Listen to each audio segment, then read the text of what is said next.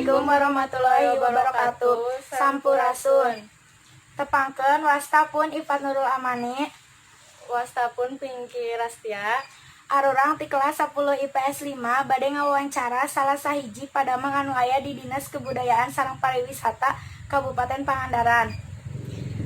Arurang bade ngawawancara perkawis tradisi nu aya di Pangandaran nyaeta hajat laut. Pertarosan anu kahiji nyaeta naon anu dimaksud hajat laut. Hajat laut ngarupikeun pesta laut atau syukuran nelayan anu ngarupikeun kegiatan anu biasana diayakeun ku komunitas basisir pantai, khususna wewengkon basisir pantai kidul unggal bulan Muharram dina biasa nama waktu santai kemis sarta acan kliwon Jumaah gitu. Pertarosan nu kadua nyaeta di mana biasana tempat hajat laut diselenggarakeun. Biasana hajat laut diselenggarakeun teh aya tempatna salah sahijina aya di Pantai Barat Pangandaran, nu kadua aya di Pantai Timur Pangandaran, nu katilu aya di Bojong Salawe di Kecamatan Parigi, anu kaopat biasana oge sok aya di Batu Karas di Kecamatan Cijulang, terus anu terakhir oge sok aya di Cemerak di mana teh namina teh di Madasari. Pertarosan nu katilu iraha biasana hajat laut dilaksanakeun. Biasana hajat laut dilaksanakeun teh nanti sok sata acan unggal bulan Muharram biasana mah sok dilaksanakeun teh mung kepingna teh tergantung tempat masing-masing anu dilaksanakeunana.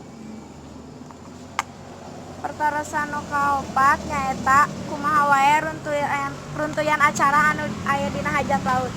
Biasana mah aya pangaosan, terus selanjutnya aya iring-iringan kapal ke tengah laut, biasana mah kangge syukuran para nelayan-nelayan anu sekitar pantai pesisir Pangandaran. Target dina acara hajat laut. Biasana jalmi-jalmi anu ngiringan dina acara tersebut biasana mah pemerintah satuna itu Bupati Kabupaten Pangandaran, kedua Dinas Pariwisata. Terus selanjutnya teh ada masyarakat dan tokoh-tokoh masyarakat yang sekitar, nelayan, dan bahkan juga ada masyarakat anu tinggal di sekitar pantai Pangandaran. Kunaon hajat laut diayakeun 2 kali di tempat anu beda.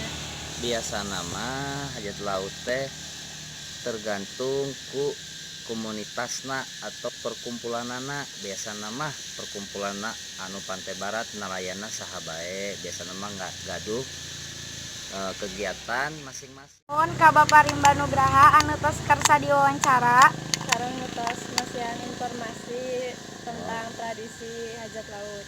Sami-sami sawan. sakieu wae wawancara ti urang duaan. Dina kesalahanna nyuhunkeun dihapunten. Wassalamualaikum warahmatullahi wabarakatuh.